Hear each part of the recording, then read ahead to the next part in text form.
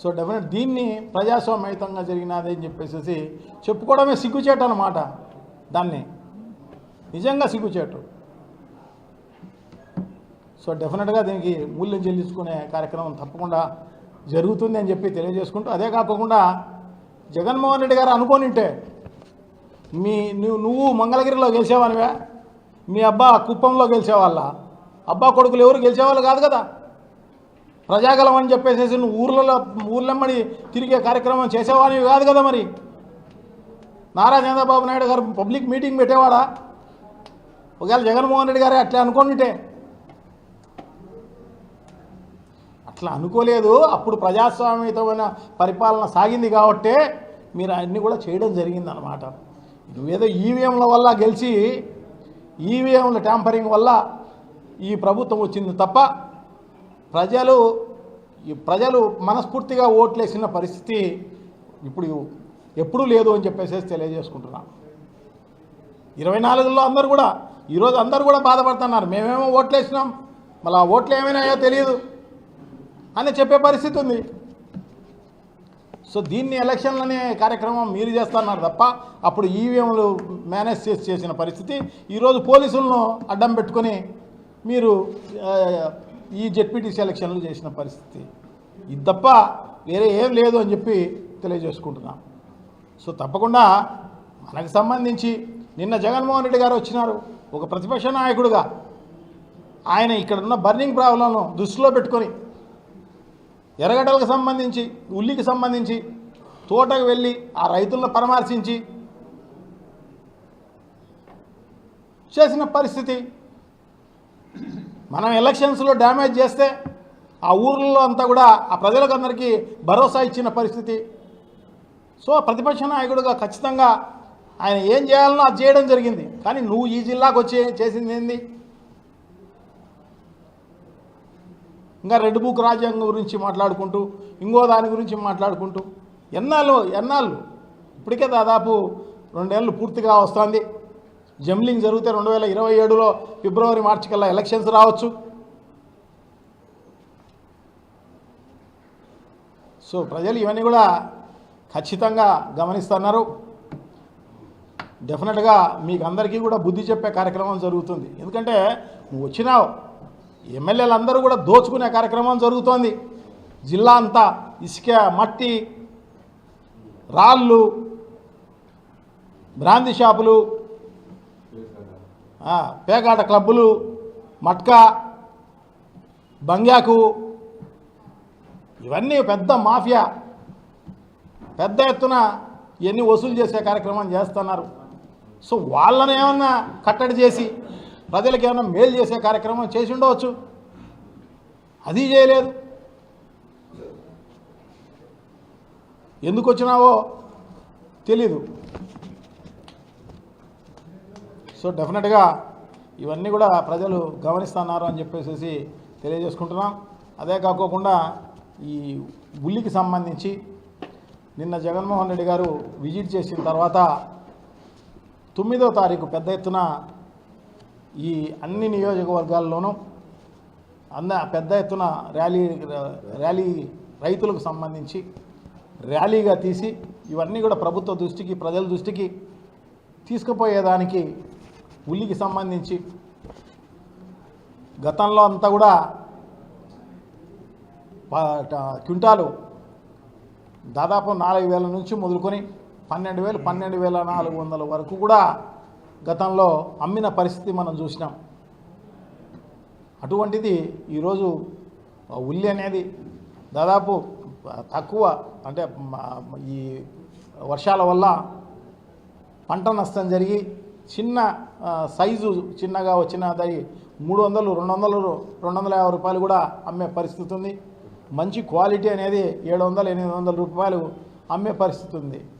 So వాళ్ళేమో 1,30,000 రూపాయలు ఖర్చు పెట్టి ఒక్కొక్క ఎకరాకు. సో ఈ రకంగా దాని కూళ్ళకు అయ్యే కార్యక్రమం జరుగుతుంది అన్నమాట, 20-30 రూపాయలు. సో ఆ కూళ్ళు ఎందుకులే అని చెప్పేసి తోటల్లోనే వదిలేసిన పరిస్థితి మనం చూస్తున్నాం అన్నమాట. చాలా హృదయ విదారకమైన పరిస్థితి ఉల్లికి సంబంధించి అయితేనేమి, చీనీకి సంబంధించి అయితేనేమి, మినువులకు సంబంధించి అయితేనేమి ఇప్పుడు ఈ టెంటటివ్గా ఇప్పుడు ఉన్న పరిస్థితి మనం చూస్తున్నాం అన్నమాట. జగన్మోహన్ రెడ్డి గారి టైంలో ప్రతి దశలోనూ రైతులకు సపోర్టుగా ఉన్న పరిస్థితి అన్నమాట. సో అందుకోసమే మార్కెట్ ఇంటర్వ్యూని అవుతారు కాబట్టి అయినారు కాబట్టే 12,400 13,000 రూపాయలు అమ్మిన పరిస్థితి గతంలో ఉల్లికి సంబంధించి ఉంది. సో అదే కాదు, యూరియా అయితే అసలు అందుబాటులో లేని పరిస్థితి. యూరియా ఇంత ముందంతా కూడా ఆర్బీకేలలో ఒకసారి రిజిస్టర్ చేస్తే 48 గంటల్లో ఎరువులు ఇచ్చేవాళ్ళు. సో అటువంటిది ఇప్పుడు నాకు ఎరువులు కావాలమల్లో అని చెప్పేసి అడుగుతుంటే దిక్కులేని పరిస్థితి, ఎవరికి చెప్పుకోవాలన్నా దిక్కులేని పరిస్థితి. ఇస్తున్నారు అంటే దాదాపు కొన్ని వందల మంది క్యూలో నిల్చుకునే కార్యక్రమం జరుగుతోంది ఎక్కడ చూసినా. సో మనకు ఖరీఫ్ కానీ రబీ కానీ సీజన్ మొదలవుతోందంటే మనకు కావాల్సిన ఎరువులన్నీ తెప్పించుకోవాల్సిన బాధ్యత ప్రభుత్వానికి ఉంటుంది. ఖచ్చితంగా రైతులకు అందరికీ అందుబాటులో ఉంచే కార్యక్రమం తప్పకుండా చేయాల్సిన అవసరం తప్పకుండా ఉంది. 270 రూపాయలు ఆర్బీకేలో అమ్మాల్సిన యూరియా ఈరోజు బయట మార్కెట్లో 500 రూపాయలు 600 రూపాయలు అమ్ముతోంది. అదే కాకోకుండా కొన్ని చోట్ల అయితే కొన్ని షాపుల్లో అయితే వాళ్ళు మిగతా కాంప్లెక్స్ ఎరువులు తీసుకుంటే కానీ అంటే 1000 రూపాయలు 1200 రూపాయలు పర్చేస్ చేస్తే కానీ ఒక యూరియా మూట ఇచ్చే పరిస్థితి లేదు. సో ఇవన్నీ కూడా దృష్టిలో పెట్టుకొని సో ఇదే కాకుండా మినుములకు సంబంధించి కూడా గత ప్రభుత్వంలో దాదాపు 10 నుంచి 12,000 రూపాయలు అమ్మిన పరిస్థితి. ఈరోజు అంతా కూడా 2,500 3,000 రూపాయలు అమ్మడం వల్ల చీనీకి సంబంధించి కూడా గతంలో 80,000 నుంచి 1,00,000 రూపాయలు టన్ను అమ్మిన పరిస్థితి. ఈరోజు చాలా దారుణమైన పరిస్థితి. ఈరోజు అంతా 15,000 16,000 రూపాయలు అమ్ముతున్న పరిస్థితి. అట్లాగే మిర్చి. సో తప్పకుండా ఈ సమస్యలంతా కూడా ఏ పంటకు గిట్టుబాటు లేని పరిస్థితి. సో ప్రభుత్వాన్ని డిమాండ్ చేస్తూ మార్కెట్ ఇంటర్వెన్షన్ కావాలి అని చెప్పేసి డిమాండ్ చేస్తూ సో మేమందరం కూడా 9వ తారీఖు అన్ని కాన్స్టిట్యున్సీల్లోనూ ర్యాలీగా రైతులతో వెళ్ళి అక్కడున్న అధికారులకు ఈ డిమాండ్ నోటీసు ఇచ్చే కార్యక్రమం జరుగుతుంది అని చెప్పి అప్పటికైనా ఈ ప్రభుత్వానికి బుద్ధి వచ్చి అన్నీ అందుబాటులోకి తెచ్చే కార్యక్రమం చేస్తారు అని చెప్పేసి మేమైతే భావిస్తూ జగన్మోహన్ రెడ్డి గారు వస్తున్నారు అని చిన్న మాట తెలిస్తేనే కొన్ని వేలాది మంది తరలి వచ్చే కార్యక్రమం జరుగుతుంది. అక్కడ ఈ పాసులు అని చెప్పేసి ఇంకోటి అనేది వీళ్ళ సృష్టి. ఇప్పుడు అన్నీ అబద్ధపు కేసులే ఆ ఇన్సిడెంటే ఉండదు, అబద్ధపు కేసులు పెడతారు.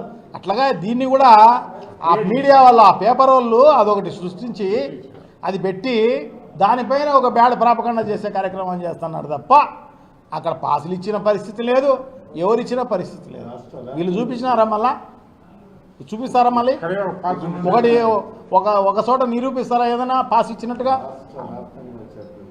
ఊరికే దాన్ని ప్రచారంలోకి తీసుకొచ్చి బ్యాడ్ నేమ్ చేసే కార్యక్రమం చేస్తారని చెప్పేసి గత ప్రభుత్వంలో కూడా ఈ ల్యాండ్స్కి సంబంధించి ల్యాండ్స్ యాక్ట్ అయితేనేమి రీసర్వే అయితేనేమి ఇవన్నీ కూడా తప్పు అని చెప్పేసి జగన్మోహన్ రెడ్డి గారి ఫోటో ఉందని చెప్పేసి జగన్మోహన్ రెడ్డి గారు దోచుకుంటారని చెప్పేసి ఇవన్నీ బ్యాడ్ ప్రాపగండా చేసి ఇప్పుడు మళ్ళీ అదే చంద్రబాబు మళ్ళీ అదే దాన్నే చేస్తాను అన్నమాట.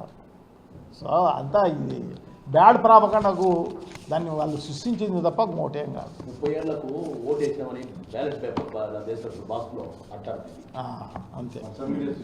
అదే ఇప్పుడు పులివెందులలోనూ ఒంటిమిట్టలోనూ బ్రహ్మాండంగా ఎలక్షన్ జరిగింది, ప్రజాస్వామ్యయుతంగా జరిగింది. మీకు తెలుసు కదా, ప్రెస్ వాళ్ళందరికీ తెలుసు ఎట్లా ఎలక్షన్ జరిగింది. వాళ్ళు ఎంత బాగా అబద్ధాలు చెప్తారు అంటే నిజంగా ప్రజలు నమ్మే విధంగా చెప్పే కార్యక్రమం చేస్తారన్నమాట. మీకు అందరికీ తెలుసు కదా ఎట్లా జరిగింది అనేది. ఇది అంతే.